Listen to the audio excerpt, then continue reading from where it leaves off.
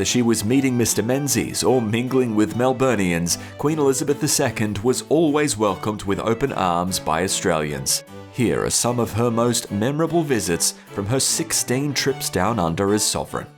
Queen Elizabeth II was the first reigning monarch to visit Australia and stop the nation when she sailed into Sydney Harbour. Her Majesty is welcomed to Australia by Sir William Slim, the Governor-General, the Governor of New South Wales and the Prime Minister, Mr Menzies.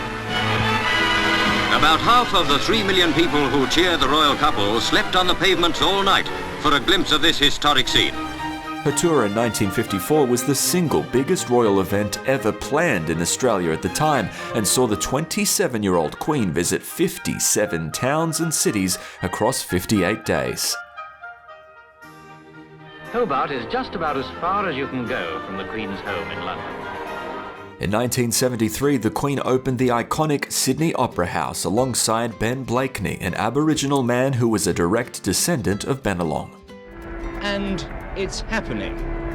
The streamers have departed, the streamers have fallen away from the rooftop. The four tugs, the Shell Cove, the Warren, the Careening Cove and the Wandilla. The Queen returned to Australia to commemorate 150 years since Sydney's founding, but her visit made headlines because our then PM broke royal protocol.